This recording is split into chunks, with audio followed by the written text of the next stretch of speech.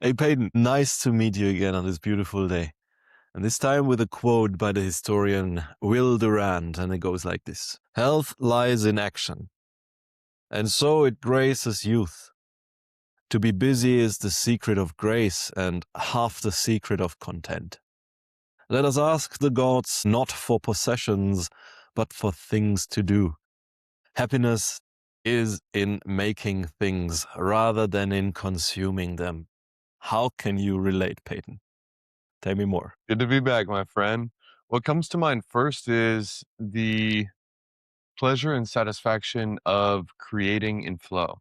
There's something that's particularly harmonious throughout our whole way of being when we're in some flow state and we're actually having some vision and manifesting something with our hands or our mind or our action or our words or whatever it may be out in the world. It feels deeply aligned with our character, and there's some itch that it scratches to be in action. I also think that there's some real, I don't know, kind of like a training dynamic with action, where the more we're in motion, the more we move, the more we do, the more our whole system gets invigorated by movement and doing in action. And it creates some increase in baseline vitality in my experience to be in motion, to be in doing. The key in this, though, of course, is there is a golden mean with action and inaction. There is a time for full sending and there is a time for Europe maxing. And I think the the find when action gives us more life, when it is energy giving and life giving versus when it goes too far. I'm curious about what you might have to say about the golden mean here. And even perhaps there is such a thing as active rest. Perhaps there is a balance that is found in having various forms of action that restore various batteries that we have while exerting various energies that we have. How can you think about this holistically, given that we have physical action, we have intellectual action, we have social action, we have maintenance action, all these different things that we do? How do we know the right action and how much is too much versus when it gets out of balance? Thank you for the question. And it comes back to me saying it is a dance. It is a Yeah. dance of all these things combined. It's a balance to not restore, but it is a continuous thing in motion and a complex thing as well. And it reminds me of an author who produces focused action when he says, I will write this many words and I will do not nothing I will do not do nothing else until I've finished writing these words. And allowing himself to have boredom even, but not allowing himself to have distraction. So it is about channeling the energy into creative pursuits, which goes to the Maslow hierarchy of needs, into self-realization. If you have the opportunity to create something which is according to your ideas, according to your purpose and training, something that you can do very well, something that society needs, you will create this flow, this creative flow you talked about. And this is something which is nourishing to yourself, to your whole system. It is something which gives your whole system this motion, brings yourself into a realm of creativity and vitality, as you stated as well. And I believe that man is made for moving. Like, we are not made for sitting at the desk all day long, despite me doing it very regularly. We are made for moving, swimming in the lake and running up and down the hills or the fjords, but not sitting all day long. And we see there's epidemic that it is a top health issue worldwide, people sitting all day long and therefore having bad cardiovascular systemic evolution in their own body. So it is better to move from time to time, and action which is suited you and fitted to you. This is a very healthy thing, not only for the mind, but also for the whole body. What comes to mind for you when you think about the relation between mental health and physical health and the work we do and the action which graces use. Hmm. Well, physical motion is totally indispensable. It's just not optional with our actual evolved physiology, with actually the animals that we are. If we sit sedentary all the time, even if we have to work a lot, we're so much better off getting movement interspersed throughout our days. It will yield to greater output, and greater energy, greater quality, and getting super vigorous movement, even if it has to be at night when we work out or whatever, but really going all out with some form of training or sport or whatever seems to be deeply healthy for us, and healthy not just for our body but for our mind. And it's important, in my opinion, to not separate those two. The mind is not existent without a body. The central nervous system is an integrated whole, and if we neglect what's below the neck, then what's above the neck will atrophy in many ways, and the ability and capacity that we have, even socially, will atrophy, even intellectually, will atrophy. That being said, the nature of action is not merely for us Homo sapiens in our body. It is also in our mind. And where this applies to me the most is, or what comes to me the most, is the nature of learning. How do we best learn something new? How do we best learn a language? How do we best learn a skill? How do we best learn knowledge about a subject, even purely intellectual knowledge about a subject? In my experience, the more action heavy our learning paradigm is, the more efficacious it is, the more it sticks, the more it integrates, the more we actually have it rather than just having the surface of it. So, for example, if I merely sit here and without digesting, without acting on, without integrating, without implementing, without even having a conversation with somebody else about what I read, then I may actually be able to recite certain concepts from the books. I may actually be able to remember certain definitions and the arguments that an author puts forth. But will I actually remember this knowledge in a way that I can apply it when it comes up in some elements of my life in a year? Probably not, in my experience. When I actually take what I learned from a book and then I go to have a conversation with somebody about it and ask their point of view and discuss and see what lines up or what doesn't line up with their point of view, then I actually am taking one further step into action. And at least I'm putting this into my own words and bouncing it off of somebody else or even an AI to see what holds up versus where do I have gaps in my true conceptual understanding. But if I take it a step further and I actually go to teach this, then I will understand it on a much deeper level because I actually am forced to distill this and put it into my own words and show others how to integrate this. And then it forces me to evaluate where are the gaps in my true understanding of this. And then, even further, if I go and take this and implement this in the real world, whether it's with my hands or perhaps it's a digital skill or whatever, this is where the knowledge not only becomes integrated already, but also the knowledge becomes self evolving in a new way. It gives me a new eye for ways that this new thing that I've plugged into my mental map or into my toolkit can actually map onto new unfamiliar situations that I haven't been taught before. It actually can be this vehicle for self learning that kind of comes by more doing in the world. And so taking it from one stage to another, going up this hierarchy of action with knowledge and learning is essential. And certainly with languages, it's very easy to see how this works. And those of us who have learned another language can attest that just sitting in a room doing flashcards by yourself is nothing compared to going and even taking a class where we have to write, and that is nothing compared to going and having a conversation with a native speaker, and that is nothing compared to going and plopping yourself in another country where you can't read the signs in your native language and changing your phone to this new thing and being forced to navigate real world situations and talk to government officials and fill out forms and play a sport and hear the everyday commands of the team and whatever. This hierarchy of action leads to a far greater, far more enduring form of acquisition of capacity and knowledge. And so I think this is one of the most important razors as it relates to almost anything we learn. It's how can we make it more actiony and less just passive.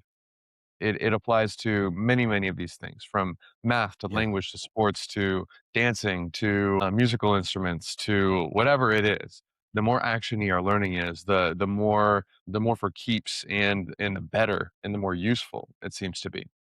Where else does action apply? Well, I want to riff on your idea of how action applies to learning. And it is like the interconnectedness of all the factors of our whole system, the body mind, which you talked about. It is this creating experiences which actually have this impact on your system and on your ability to recall it. Because if you associate not only a smell of a certain place, but also a certain kind of feeling and the vibe of the interactions to a place, and then the level of the challenge you are encountering, you need to have this friction. You don't need to have too much friction, otherwise it crushes your confidence or it crushes your experience, and the vibes turn like a very low frequency in terms of bad. Hmm. It has to match your ability to take it on and your skill set. This is also what Mihail Csikszentmihalyi talked about in his book Flow, where he says, okay, the best metric for it is to match the challenge to your skill set. And with that, you learn best in flow, because then there's neurochemical transmitters flooding your brain. It's the same thing when you're in love.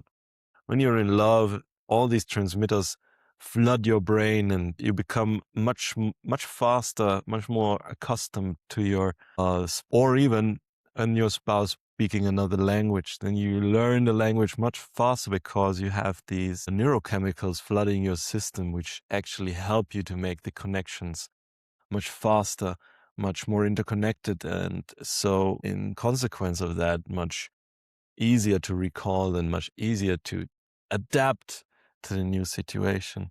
So it is this fully engaging yourself with your own curiosity, with your curiosity diving into the topics and the matters of topics you want to explore or you're challenging yourself with if you're in a new country learning a new language.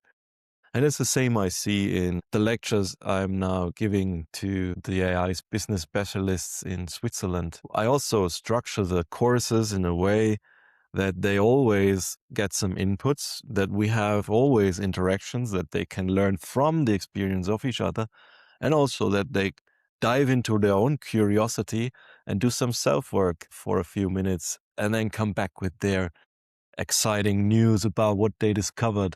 So, and the feedback I got from this is, yeah, that's a perfect mixture between interaction, theory, and learning, because you need to have a little supplement of knowledge to actually dive into the topic which is new to you in a much simpler manner. And then you can manifest the learning much easier. And that thing is what also makes us happy to create connection, to create experiences, to our experience of life. And that is a healthy factor. I What think it else would applies you add? so well to artificial intelligence and vibe coding and technology broadly. If you see this exciting new tool that everybody's talking about online, if it's local LLMs or if it's vibe coding or if it's this new AI thing or whatever, do not go watch a YouTube channel about it. Don't go read an article of somebody else that's writing about it. Actually, do it. You can reference those things in order to speed you along while you do it, but go Yeah. do first and reference second. Don't try to read a book about something like that, or you'll go at 1% the speed and it'll be way less useful what you learn. Actually going and figuring out how to deploy this thing on Versal and then seeing this, and you obtain this new vocabulary as you go, and you obtain what's high signal and low noise as you go. It's much more fun, and it actually can be valuable much. You can create value earlier than you would have even finished the YouTube course that you would have watched about this topic or this Yeah. set of actions. And it applies. Yeah. Whenever I teach somebody how to use AI, it's literally about, okay, we're picking a problem, everybody's picking their own thing, and we're all going to do this together. And I'm here to help you if you get stuck. and actually getting your hands all the way in these technologies is the way to learn. It's essential. You cannot you just will be so turtle paced and less useful if you try to learn by passively absorbing this stuff, especially what's evolving fast, and especially actually these tools that are in themselves a thousand helping hands at every stage along the way for your ignorance. It's more true with AI than it's been with anything else. And I'd also say Yeah. this carpathy concept of going deep on one output is related to this. If you want to learn a topic, don't try to go an inch deep. Actually, try to do something really hard. And that will force you to actually acquire the most high signal knowledge and to view the big picture and to develop a sense and intuition for these things along the way. So if you want to learn how software engineering, go actually make some version of a website or a software. If you want to learn how to do some element of marketing, a CRM system, go build one. If you want to learn how to whatever, work in the finance space or the legal space or whatever, go do something that's fully real and all the way to the point of seeing one real big picture project all the way through.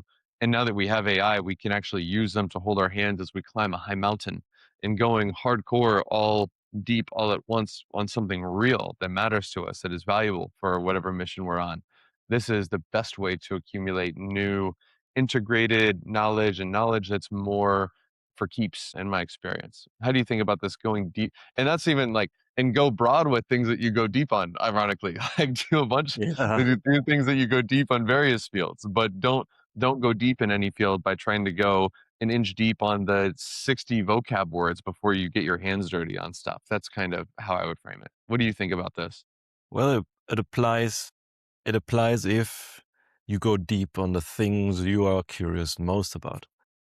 So, as Peter Drucker says, productivity, in my experience, does not consist of trying to level your weaknesses, but to go all in on your strength and do the work that good Lord has fitted one to do.